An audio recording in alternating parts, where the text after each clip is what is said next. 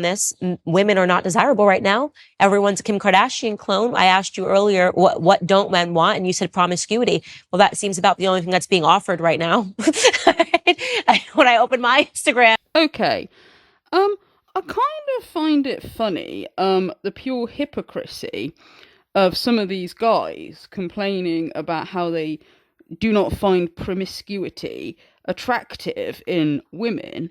And I also find it funny the double standards that Christian conservatives like Candice Owen have. Okay, some Christian conservatives, all right, because first of all, like, obviously, guys like Andrew Tate and a lot of the guys in the red pill community, they like measure their worth on how much sex they have, okay? How many women that they could have sex with, alright? And they kind of call themselves alpha males, like, the more sex that they have with women. And, their message to young men is, like, how to get as much sex from women. In fact, the guys on the, Fresh and Fit podcast, they will actually tell guys to dump a woman if she doesn't have sex with you straight away, okay? Alright, if you're dating somebody, how long will you wait to have sex with them? Whether y'all set that boundary or they do. Simple. Let me, nope. Damn it, Breezy! Please, let me go first. Yeah, go ahead. I'm not goes first. waiting. What? And this is why I'm not fucking waiting. Because sex, whether people like it or not, is one of the most important things in the relationship. Yes, it is. Because if y'all not... So to then, turn around and say, oh, well, it's really unattractive when women are promiscuous, okay? Men like pure, virginal women. I just don't get it. It's like, men don't want hoes. Super disappointing. Yeah. You guys don't want hoes. Yeah. But you guys will fuck a hoe that's been ran through. Yeah. And you will fuck up your whole family for a hoe. And I kind of think, well, for one thing, you're lying in your case, because by saying dump a woman if she doesn't have sex with you right away, what you're basically doing is saying, if a woman respects herself and won't open her legs for you straight away, that you should ignore her and find a one that's easy, okay? So basically, no, you're not going for the more innocent women. You're particularly going for the more promiscuous women and then bragging about it, okay? And what some of these guys, I think, what it is when they're young, they want to sleep with as many women as possible, but then when they get to middle age, some of them, then they want to get married, and that's when they want their traditional Christian virgin bride waiting for them. Okay, but I would say, and considering they go on about wanting women in their early 20s, I'm gonna, say that, some 20-year-old virgin Christian conservative woman is not gonna want, a middle-aged, STD-ridden, ex-pickup artist. Okay, and so then when their virginal wife isn't waiting for them, who are they going to blame? They're going to blame women. They're going to be like, oh, look, see, it's because women are so promiscuous and it's so unattractive to us men. Okay, they wouldn't take accountability for the years that they wasted sleeping with other women. And the funny thing is this is something that a lot of the red pill men criticise women for. If a woman says, oh, where have all the good men gone? I can't find the good men. They always say, because they always make this assumption about women. They always say, oh, wow, these women, they must have friend-zoned all the nice guys and slept with all the bad boys, and now that they've got older, they want to find a nice guy to marry, but the nice guys aren't interested in them anymore, and that's why they say, where are all the good men?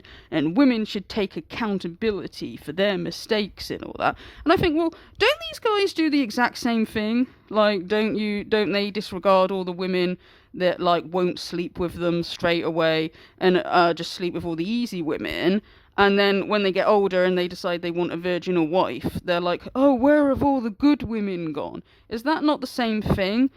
But also, and I'm a bit disgusted with Candice Owens, like, right, for this interview that she did with Andrew Tate, right? And I know I'm not the only one there. Because this is an issue with some of the Christian conservatives, right-wing Christian conservatives, who sort of speak on, like, men's rights issues and on the manosphere and all that.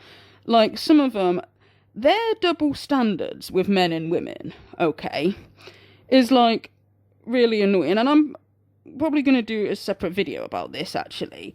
Because, like, if you think it is a sin to have sex before you're married, or, to cheat on your partner, does that not count for both men and women? Because red pillars, they come out with all these double standards with why it's okay for men to cheat and men to be promiscuous, and they try to use, like, biological determinism to explain it, like the differences between men and women, which they hamster rationalise it so that, oh, it's okay for men to cheat and it's disrespect their wife and all that. Point is to try and explain to everybody at home how simple the world can be if you go back to the baselines of it.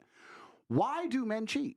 Most women don't know. You'll see them all the time. Why do men cheat? Oh, because men are just stupid. And why do men fuck girls uglier than their main chick? Why do men do all this stuff? Do you know why? I'll tell you why. Let's go back to the first thing I've been saying this whole time. Status. Yeah, that's my chick. She's home.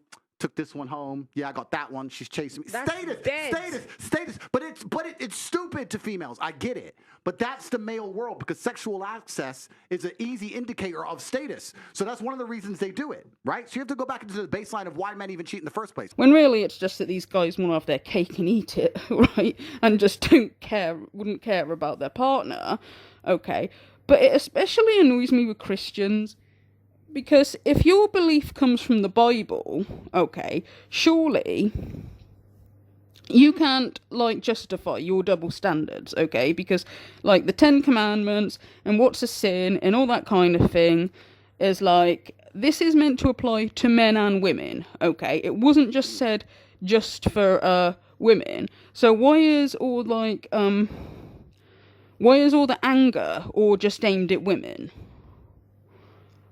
about hookup culture, but then men who literally, like, encourage young men to sleep around is like you'll give them a pat on the back and say that they're good role models. This is why perhaps they see you as such a threat, and they see me as such a threat, and they see us as such a threat because we've just stuck to the age-old adages and the age-old ways that people have always been. And I do think that one of the reasons why they dislike me so much is because, yeah, I certainly live a teenage boy's dream. But if you want to inspire the next generation, how else are you going to do it, right? You have to have the fancy car and the big yacht and all these things. And by inspiring these men to stand up and think for themselves and resist the slave mind, it's doing genuine damage to their slave agenda. Genuine damage to their slave agenda. And I think that that's why I especially ended up targeted. I truly believe that's what's happening. I think there is an element of it that it's you've captivated young men, and that is a very important demographic in order to sustain an enslaved population. Is you need to poison men, and I think 100%. that is true. So, in closing, it's like, really, Candice, really? You think somebody like Andrew Tate is a good role model for young men, do you?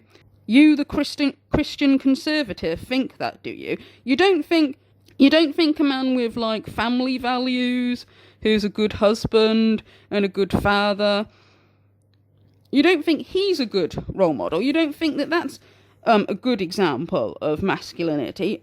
Oh, no. An abusive pimp that's, like, beaten women, brainwashed women, got them to do sex work, and he's also, like, scammed young men out of their money before. Okay. And that's who you think is a good role model for young men. Or the moaning about women all the time. Or the going on about what bad role models other women are, like, if they're anything but perfect. Super easy, minimal ingredients, and it was freaking delicious. So I highly recommend that recipe. Thank you, Google. And it made me feel like I could cook because it was so easy. Yes, did her time wisely in learning the skills that she did, because it paid off. She clearly invested a lot of time in her career in acting and learning how to be a good actress. And that's definitely paid off at this point. I think it would have been a waste of her time if she'd spent that, in my opinion, spent a huge amount of that time learning to cook.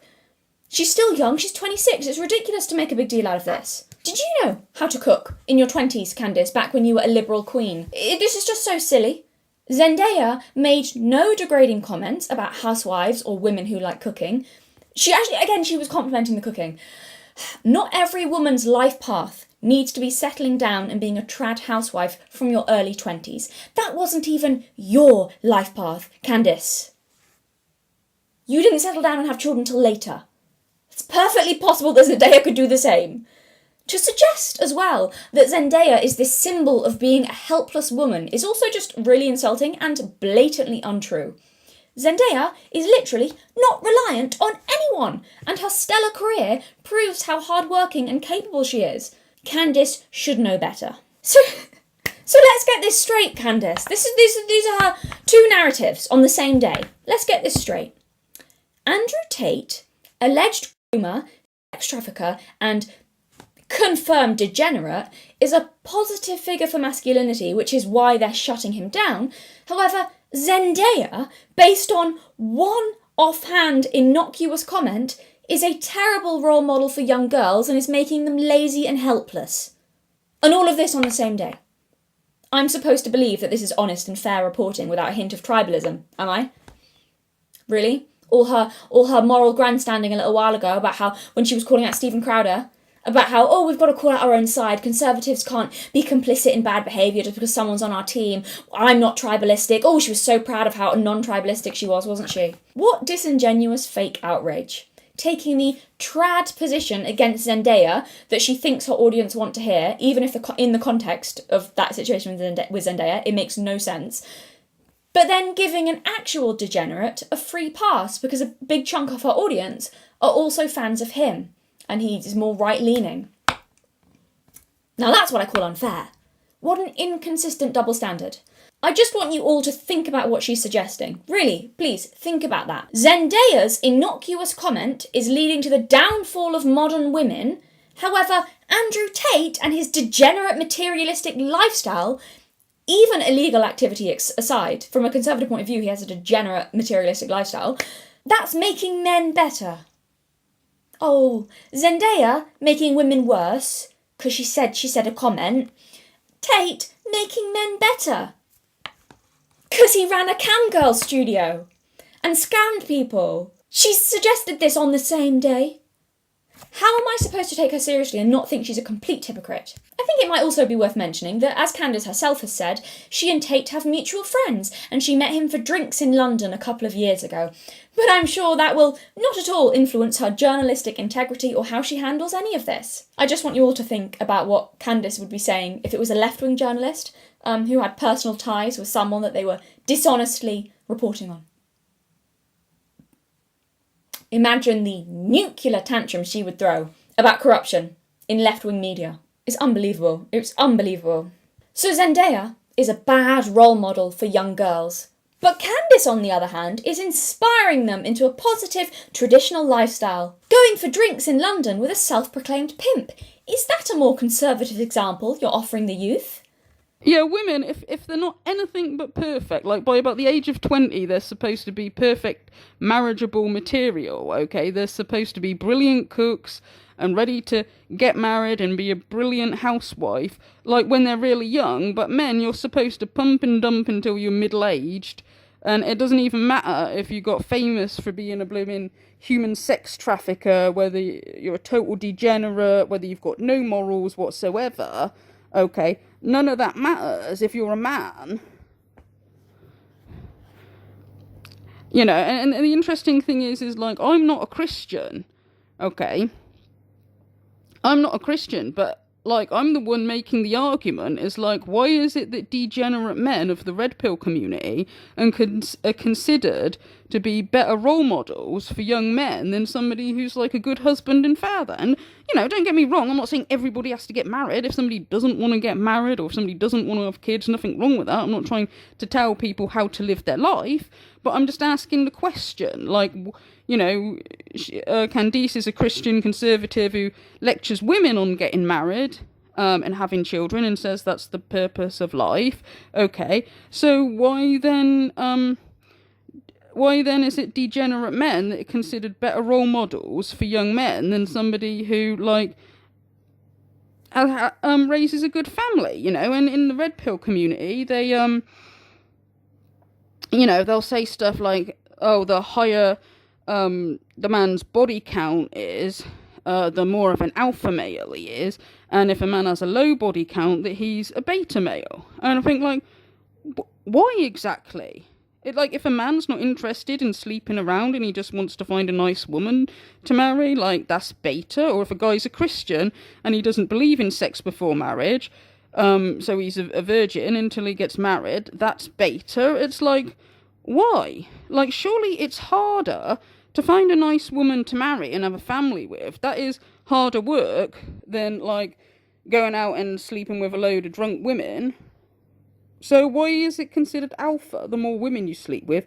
And the guy who does the hard thing and, like, finds a good woman to marry and raises a family, why is that considered beta? And again, I'm not the Christian, and I'm the one making this argument, while Candice here, like, sticks her head up the ass of, like, some degenerate, sleazy guy with no morals, and, like, oh, you're such a good role model for young men, Andrew. It's like, no, he isn't. But having fancy cars and a big yacht and a lot of money is meant to be the perfect male role model. Like, what, that's meant to make you a better man than, like, if you're kind, caring, compassionate, have empathy, have a conscience. No, having a load of money makes you better, even if you get it from scamming people and conning people and not through legal means.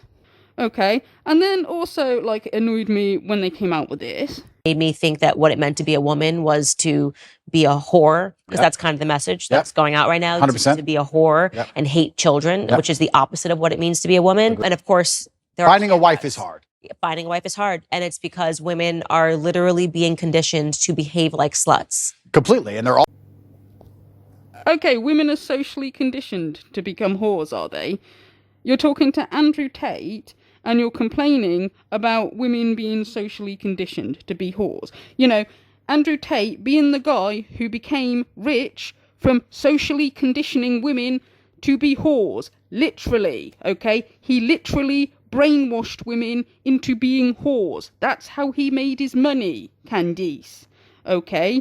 The lover boy method, okay? Getting women to fall in love with you. He said himself, you don't go up to a woman and ask her, like, on the first date, like, oh, do you want to work as a cam girl? Because she will get offended and be like, oh, no, I'm not a whore. He said himself that you have to seduce these women, and when they're, like, in love with you, bring up the subject slowly, okay? And I believe some of the women that he brainwashed into doing this work were actually Christian women who, like, before they were involved with Andrew Tate, actually had the opinion that, like, the only person that was ever going to see them naked was their husband, once they got married, okay? So it's even women who had, like, sort of Christian values that he brainwashed, because, you know, and I'm saying this because I think a lot of the red pillars and manosphere people, they take accountability off of Andrew Tate and put all the accountability on the women, and sit there going on about, like, oh, well, the women chose to do it,